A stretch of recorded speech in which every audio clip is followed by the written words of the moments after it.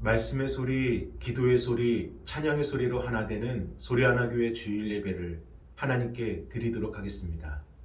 먼저 사도신경으로 우리들의 신앙을 고백하겠습니다.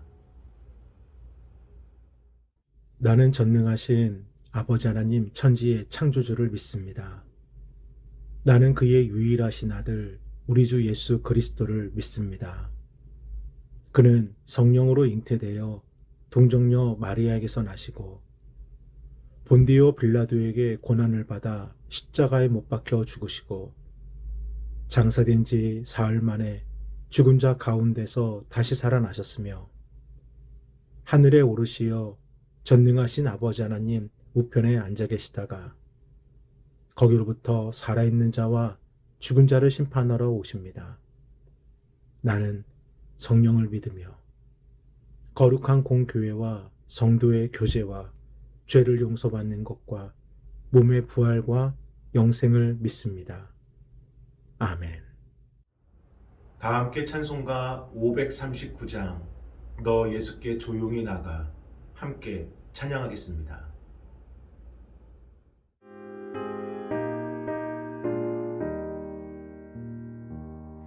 너 예수께 조용히 나가 내 모든 짐 내려놓고 주 십자가 사랑을 믿어 죄 사함을 너 받으라. 주 예수께 조용히 나가 내 마음을 쏟아 놓으라.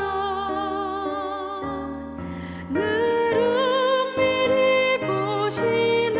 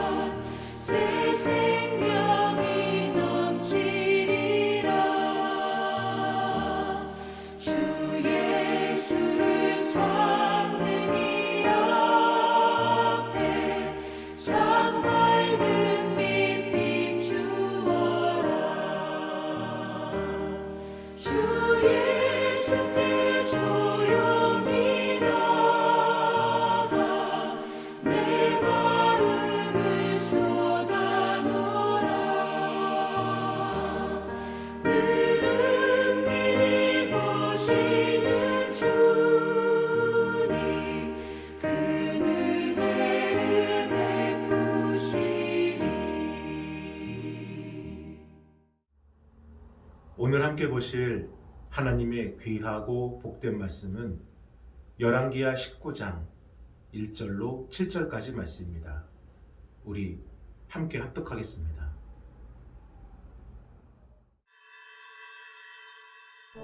히스기야 왕이 듣고 그 옷을 찢고 굵은 배를 두르고 여호와의 전에 들어가서 왕궁의 책임자인 엘리야김과 서기관 셈나와 제사장 중 장로들에게 굵은 배를 둘려서 아모스의 아들 선지자 이사야에게로 보내매 그들이 이사야에게 이르되 히스기야의 말씀이 오늘은 환난과 징벌과 모욕의 날이라. 아이를 낳을 때가 되었으나 해산할 힘이 없도다. 랍사게가 그의 주 아수르 왕의 보냄을 받고 와서 살아계신 하나님을 비방하였으니 당신의 하나님 여호와께서 혹시 그의 말을 들으셨을지라.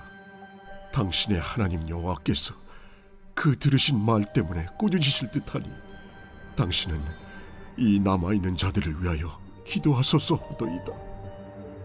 이와 같이 히스기야 왕의 신복이 이사야에게 나아가니 이사야가 그들에게 이르되 너희는 너희 주에게 이렇게 말하라.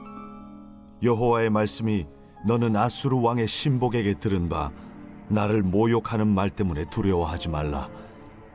내가 한 영을 그의 속에 두어 그로 소문을 듣고 그의 본국으로 돌아가게 하고 또 그의 본국에서 그에게 칼에 죽게 하리라 하셨느니라. 처음부터 절망을 선택하고 가려는 사람은 아무도 없습니다. 그 길이 실패할 길이고 낙심할 길이고 멈추게 될 길임을 안다면 누가 그 길을 가겠습니까? 하지만 우리의 마음과 의지와 상관없이 우리의 삶이 절망의 늪 한가운데 서 있을 때가 있고 도저히 해석되지 않는 그러한 시간을 보낼 때가 있습니다. 코로나19로 인해 우리들의 삶이 이렇게까지 흔들릴 거라 누가 예측이나 했습니까?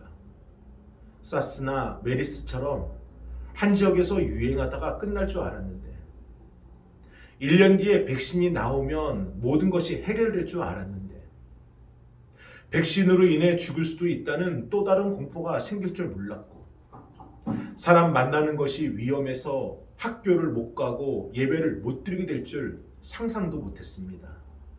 그런데 2020년, 2021년, 2022년 여전히 우리는 막막한 현실의 벽 앞에 서 있습니다. 심지어 교회를 조롱하고 믿음을 비난하는 사람들의 그 목소리를 너무나 당연하게 듣게 됩니다. 이제 우리가 할 수 있는 것은 무엇일까요? 믿음의 성도된 우리가 해야 될 것은 무엇일까요? 그런데 이 한 가지 사실만큼은 분명합니다. 모든 고난에 주님의 뜻이 있는지는 몰라도 모든 고난에 주님의 도우심은 있습니다. 내려갈 때까지 내려갔다고 생각하십니까? 그렇다면 이제 올라가는 길밖에 남은 것은 없습니다. 우리 시편 50편 15절을 함께 읽어보겠습니다. 환난 날에 나를 부르라. 내가 너를 건지리니 내가 나를 영화롭게 하리로다. 아멘. 주님은 말씀하십니다. 우리의 삶에 환난 날이 있다는 것을 그때 나를 부르라. 주님을 찾으라 말씀하십니다. 그러면 내가 너를 건지리니 건져 주시겠다 약속해 주십니다. 사랑하는 여러분, 지금 막막한 현실의 벽 앞에 서 계십니까? 우리의 힘과 능력으로는 도저히 해결할 수 없는 그 상황 가운데 부딪혀 계십니까? 지금이 환난의 때임을 알고 절망을 겪고 계시다면 주님을 찾으십시오. 내가 너를 건지리라 건져 주시겠다 말씀하신 주님을 믿으십시오. 지금 우리가 할 수 있는 것은, 우리가 해야 되는 것은 주님을 찾고 주님을 의지하는 것입니다. 남유다의 13대 왕으로 선대받은 이 히스기야 왕은 이스라엘의 3대 선왕 중 한 사람으로 아버지 아하스 왕 때 취했던 그 우상 숭배를 다 타파하고 다윗처럼 하나님 보시기에 정직함으로 무너진 남유다를 다시 세워나가게 됩니다. 그 증거의 말씀이 열왕기하 18장 3절로 5절입니다. 우리 함께 합독하겠습니다. 히스기야가 그의 조상 다윗의 모든 행위와 같이 여호와께서 보시기에 정직하게 행하여 그가 여러 산당들을 제거하며 주상을 깨뜨리며 아세라 목상을 찍으며 모세가 만들었던 놋뱀을 이스라엘 자손이 이때까지 향하여 분향함으로 그것을 부수고 느우수단이라 일컬었더라. 히스기야가 이스라엘 하나님 여호와를 의지하였는데 그의 전후 유다 여러 왕 중에 그러한 자가 없었으니. 아멘. 그동안 폐쇄되었던 성전의 문을 다시 열고 우상과 우상을 숭배했던 그 산당들을 다 불태워 없애고 헛되게 숭배했던 놋뱀을 제거한 히스기야. 그런데 그것이 전부가 아닙니다. 아버지 아하스 왕 때 펼쳤던 친아수르 정책을 폐기하며 세상의 권력이 아니라 하나님을 의지하겠다는 그 확고한 뜻을 천명하고 그동안 남유다를 괴롭혔던 바벨론을 쳐서 국력을 강화시킵니다. 우리 열왕기하 18장 7절과 8절을 함께 읽어보겠습니다. 여호와께서 그와 함께 하심에 그가 어디로 가든지 형통하였더라. 저가 아수르 왕을 배반하고 섬기지 아니하였고 그가 블레 사람을 쳐서 가사와 그 사방에 이르고 망대에서부터 견고한 성까지 이르렀더라. 아멘. 이처럼 무너져가는 남유다를 다시 세울 수 있었고 지킬 수 있었던 것은 히스기야의 탁월한 리더십과 그의 확고한 의지도 한몫했지만 무엇보다도 열왕기하 18장 7절의 말씀대로 여호와께서 그와 함께 하심에 그가 어디로 가든지 형통하였느니라. 하나님이 그와 함께 하셨기 때문입니다. 사랑하는 여러분, 저는 히스기야와 함께 하신 하나님의 그 은혜가 오늘도 현장에서 또 영상을 통해 예배하는 여러분들에게 임하여지기를 축원합니다. 그리고 그가 어디로 가든지 형통하였더라. 이 형통의 축복이 저와 여러분에게도 임하여지길 주님의 이름으로 다시금 축원드립니다. 히스기야가 누린 형통은 눈에 보이는 형통이 아닙니다. 성전을 정화하고 우상을 제거하고 그리고 철기를 지키고 아수르를 멀리하고 바벨론과 싸워 이긴 승리, 눈에 보이는 그 결과가 형통이 아니라 꽉 막혀있던 성전의 앞에서 우상을 숭배하는 그 산당 앞에서도 아수르에게 머리 숙이고 바벨론에게 괴롭힘 당하는 그 순간에도 하나님이 함께하고 계셨다는 것, 이것이 히스기야에게 임한 형통의 축복입니다. 그래서 히스기야는 함께 하신 하나님을 믿었기에 닫혀있던 성전의 문을 열었던 것이고 우상과 산당과 놋뱀을 깨뜨렸던 것이고 세상의 권력을 버리고 하나님을 의지하였던 것입니다. 하나님이 함께 하심을 믿었기 때문에, 그리고 그 결과가 무너진 나라를 다시 세울 수 있었고 다시 지킬 수 있는 은혜 가운데 서게 되었다는 것입니다. 우리도 그렇습니다. 저와 여러분에게 임하여지기를 바라는 그 형통의 축복은 지금 아무것도 할 수 없는 막막한 현실 속에서, 도저히 내 힘으로는 해결할 수 없는 답답한 상황 속에서, 미래에 대한 소망을 확신할 수 없는 절망 속에서 주님이 함께하고 계시다는 것입니다. 그래서 나와 함께 하시는 하나님을 믿고 우리가 하나님을 찾고자 할 때, 우리가 하나님께 한 발 더 가까이 다가서고자 할 때, 내 안에 원망과 낙심과 우울감을 예수 그리스도 이름으로 깨뜨리고자 할 때 하나님께서 하시는 결과를 반드시 경험하게 하신다는 것입니다. 우리가 원하는 것이 아닙니다.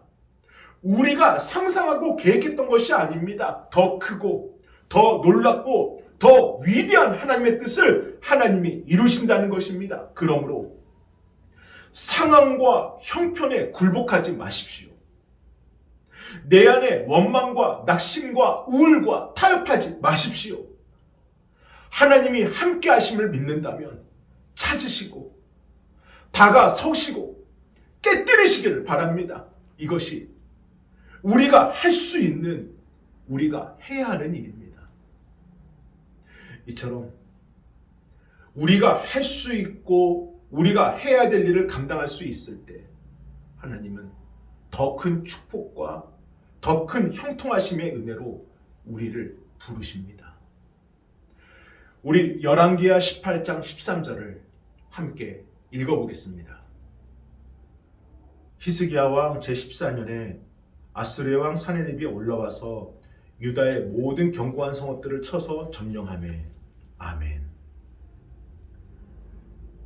히스기야가 반아수르 정책을 펼친 것에 대해 그동안 불만을 품고 있던 아수르의 왕 사네립은 대군을 이끌어 남유다의 46개의 성읍들을 차례대로 정복하고 그 엄청난 기세를 몰아 남유다의 수도인 예루살렘을 향해 진격하게 됩니다. 아수르의 엄청난 군대가 진격하고 있다는 소식을 들은 히스기야, 그는 너무나 다급한 위기에 직면하게 되면서 큰 실수를 저지르게 되는데, 그것은 아수르에게 항복에 가까운 타협을 하게 된다는 것입니다. 왕이시여, 제발 멈추어 주십시오. 원하는 것은 땅이든 무엇이든 다 갖다 바치겠으니 제발 진격만은 멈추어 주십시오라고요. 그리고 아수르 왕이 요구하는 은과 금을 준비하게 되는데, 당시 남유다에는 은과 금이 별로 남아있지 않았습니다. 이에 히스기야는 얼마 되지도 않는 은과 금을 억지로 끌어모았고 부족한 것을 채우기 위해 그동안 애써서 세웠던 그 성전에 들어가 성전의 기둥과 성전의 문에 묻어있던 그 입혔던 금들이 있지 않습니까? 그거를 다 긁어가지고 아수르 왕에게 바치게 됩니다. 이런 치욕이 어디 있습니까? 또 이런 불신앙이 어디 있습니까? 하나님이 함께 하심을 믿었는데, 하나님이 함께 하셔서 무너진 남유다를 세워주셨는데 왜 이제 와서 이런 치욕과 불신앙의 모습을 보여주게 되는 것인지. 그런데 하나님과 연합하여 하나님을 의지했던 히스기야에게 이처럼 일순간에 나약해지는 믿음과 굴욕적인 타협을 통해서 세상에 무릎 꿇는 모습이 있는 것처럼 우리도 우리 인생의 어느 날 닥치는 거대한 아수르의 군대를 만날 때가 있습니다. 그리고 그때 우리도 넘어질 수 있고 타협할 수 있고 또한 굴욕적으로 항복할 수 있음을 보시기를 바랍니다. 목포의 사랑의 교회를 담임하시는 백동조 목사님의 어머니의 이야기입니다. 목사님이 어렸을 때 가정이 너무나도 어렵고 힘들고 또 가난해서 목사님도 어머니도 참 수많은 고난을 겪으셨다는데, 그러다 어느 날 어머니가 전도를 받으셔서 이 지푸라기라도 잡고 싶은 심정에 집에서 무려 8km 떨어진 그 교회에 가서 예배를 드리셨다고 그래요. 그런데 예배 드리는 그 첫날 하나님의 놀라운 살아계심의 그 은혜를 경험하신 거예요. 마음이 뜨거워진 어머니는 그때부터 오로지 기도만 하셨다는 거예요. 그래서 8km 떨어진 예배당임에도 불구하고 매일같이 새벽마다 한 번도 안 빠지고 가서 예배 드렸고, 그리고 철야기도 삼일기도 가셔가지고 철야 때는 가셔서 밤새도록 기도하시고 아침에 돌아오시고 오로지 기도에만 매달리셨다고 합니다. 그런데 그렇게 열심히 기도를 해도 해결되는 문제가 하나도 없었다는 거예요. 가정은 여전히 가난하고 가족들 안에 분란은 계속해서 일어나고, 한 번은 어머니가 교회 집사님에게 가서 돈을 빌리는 것을 이 백 목사님이 보셨는데 자신은 그때 도저히 이해가 안 됐다라는 거예요.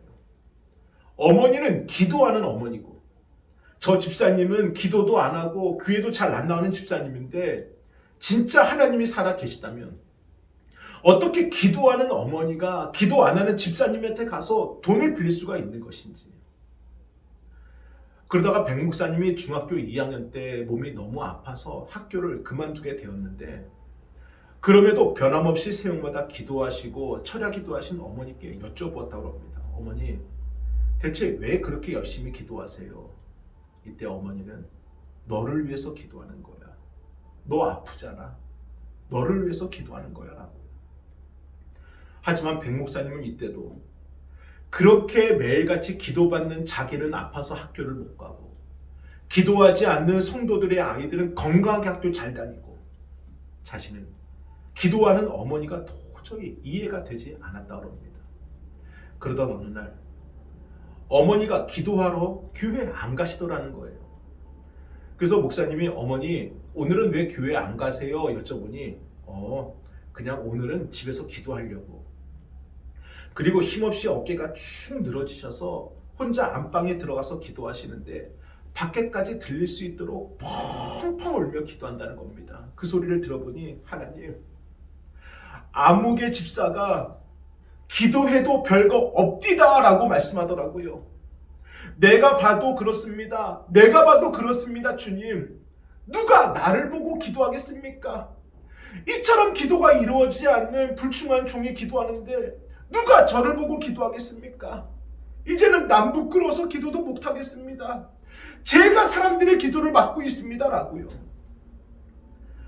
알고 보니 교인들이 뒤에서 아휴, 저렇게 맨날 기도해도 저 가정은 적골 저 모양이네, 사람들의 쑥덕거리는 소리를 어머니가 들으신 거예요. 그래서 어머니는 그날은 교회 가지 못하시고 한 주가 지나서 다시 교회에 가시는 건데, 백 목사님도 놀랬대요. 어머니 다시 교회 안 가신다면서요? 왜 오늘은 교회 가시는 거예요? 하니 어머니가 집에서는 아무리 기도해도 기도가 안 돼. 성전에 올라가서 기도해야 돼 라고 성전에 올라가셨다는 겁니다. 사람들의 쑥덕거리는 소리, 여전히 해결되지 않는 가난한 집안 형편, 아무리 기도해도 응답되지 않는 기도. 그럼에도 목사님의 어머니는 매일 그렇게 기도하고 기도하셨고, 그렇게 기도하시다가 세상을 떠나셨다고 합니다. 그런데 목사님이 이제야 비로소 절절하게 느꼈다는 거예요. 목사님의 사역을 이렇게 돌아보니까 이 모든 사역들이 다 어머니의 기도의 내용이었다는 거예요. 하나님이 어머니의 기도에 응답하신 게 아니라 어머니를 통해 엄청난 기도의 양을 쌓게 만들어 주셨던 것이고, 어머니의 그 엄청난 기도 내용이 지금 자녀 되시는 목사님과 자녀들에게 하나씩 다 응답으로 나타났다는 것입니다. 지금 자신이 감당하는 이 사역을 그렇게밖에는 설명할 수 없는 상황을 본인이 깨달았다는 거예요. 백 목사님은 죽을 고비를 넘기며 장애인이 되었지만, 그럼에도 매 주일마다 수천 명을 향해 하나님의 말씀을 선포하는 뛰어난 사역자로 쓰임받고 계십니다. 사랑하는 여러분, 우리의 인생에 찾아온 아수르의 군대 앞에 우리의 믿음이 나약해지고 세상의 힘에 무릎 꿇게 될 수도 있어도, 우리와 함께 하시는 하나님은 결코 약하지 않으십니다. 하나님은 세상과 타협하지도 않으시고 우리를 버리지도 아니하시고 끝까지 우리를 기다려 주십니다. 그래서 우리 인생에 찾아온 그 아수르의 군대가 몰려왔다고 해서 그것이 끝난 것이 아니라, 말도 안 되는 상황으로 몰리고 사람들의 쑥덕거리는 소리를 계속해서 듣게 되어도 우리 속에 기도하고 싶은데, 기도해야 하는데 그 작은 음성이 울리고 있다면 끝난 것이 아닙니다. 우리 안에 갈망하는 그 기도의 부르짖음은 우리의 의지가 아니라 우리 안에 살아 역사하시는 하나님의 말씀인 것입니다. 그래서 기도하고 싶은데, 기도해야 하는데, 이것이 우리 안에 주님이 살아있다는 증거이기 때문에 기도할 수 있으면 결코 끝난 것이 아닌 것입니다. 아수르 왕에게 굴욕적으로 항복했던 히스기야. 하지만 아수르의 군대는 오히려 되려 그 진격을 더 강하게 해서 결국은 예루살렘 성 주변을 에워싸며 이번에는 하나님을 향해 망언을 소리하고 남유다 백성들을 향해 조롱하고 히스기야를 협박하는 메시지를 소리치고 던집니다. 이때 히스기야가 선택한 것은 타협과 굴욕이 아니라 자신은 성전에 올라가 하나님께 엎드려 기도하는 것이었고 신하들을 이사야 선지자에게 보내어 기도를 요청하는 것이었습니다. 우리 열왕기하 19장 1절과 2절을 함께 읽어보겠습니다. 히스기야 왕이 듣고 그 옷을 찢고 굵은 배를 두르고 여호와의 전에 들어가서 왕궁의 책임자인 엘리야김과 서기관 셈나와 제사장 장로들에게 굵은 배를 둘려서 아모스의 아들 선지자 이사야에게로 보내매. 아멘. 아수르 왕의 치졸한 배신과 그의 신하로부터 들은 지독한 협박과 조롱. 그 순간 히스기야는 처음 자신이 보였던 그 태도를 뼈저리게 후회하며 굵은 배를 두릅니다. 그리고 세상의 방법과 타협이 아닌 오직 여호와 하나님께 무릎 꿇어 간구하는 것만이 이 나라와 이 백성을 살리는 길임을 절실하게 깨닫고 성전에 올라가 기도하게 됩니다. 그리고 이사야 선지자로부터는 두려워하지 말라. 아수르의 군대는 철수할 것이다. 아수르의 왕은 본국에서 죽을 것이다 라는 하나님의 뜻을 전해 듣게 됩니다. 사랑하는 여러분, 히스기야에게 그랬던 것처럼 우리에게도 그렇습니다.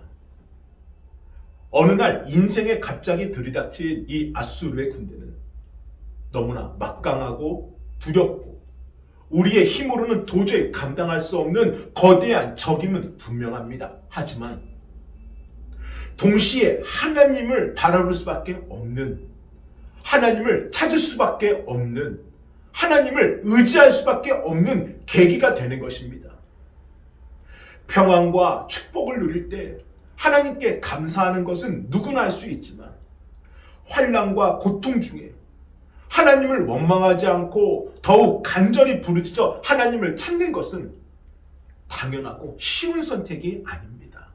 그런데 우리와 함께 하시는 하나님께서 아수르의 군대가 들이닥쳤을 때 우리 안에 기도하고 싶은데 기도해야 하는데라고 계속해서 기도하라는 음성을 듣게 해주시고 기도할 수밖에 없도록 이끌어 주신다는 겁니다. 그리고 이사야 선지자를 통해 하나님의 뜻을 들은 히스기야처럼 하나님을 찾는 성도에게, 하나님께 엎드린 성도에게, 하나님을 부르짖는 성도에게 하나님의 뜻을 이루어 주십니다.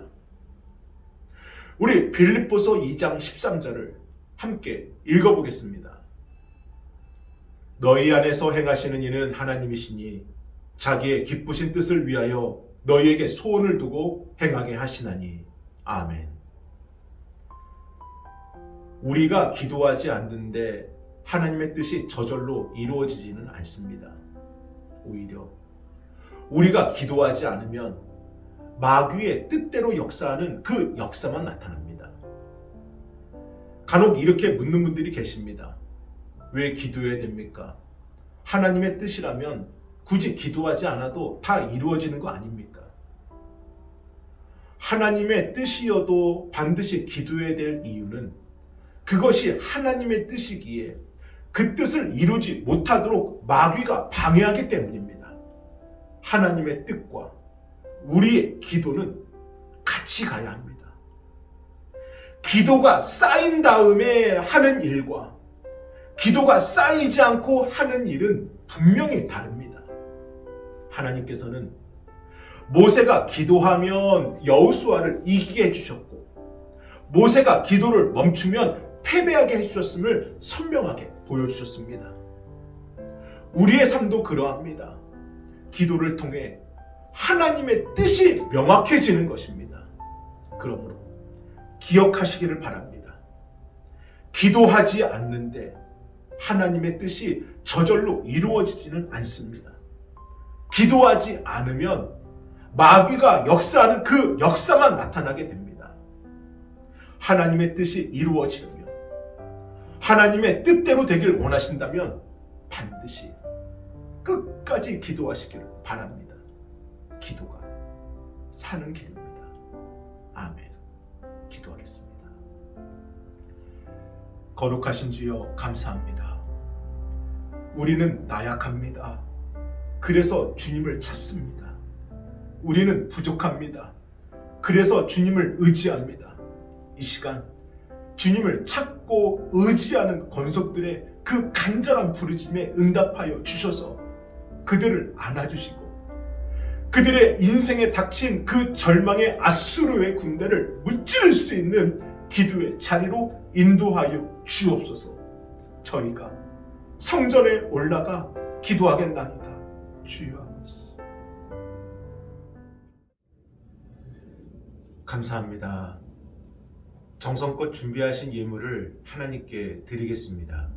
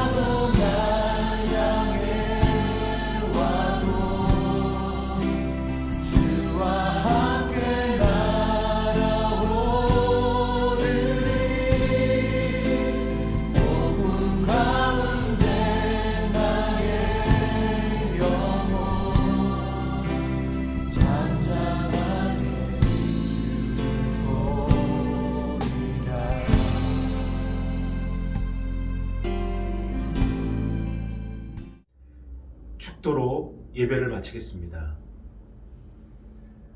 이제는 우리 주 예수 그리스도의 은혜와 하나님의 그 크신 사랑하심과 성령님의 감화감동 역사하심이 오늘도 주 앞에 온 마음을 다해 기도하는 우리 성도들 위해 이제로부터 영원토록 함께 하시길 간절히 축원하옵나이다. 아멘.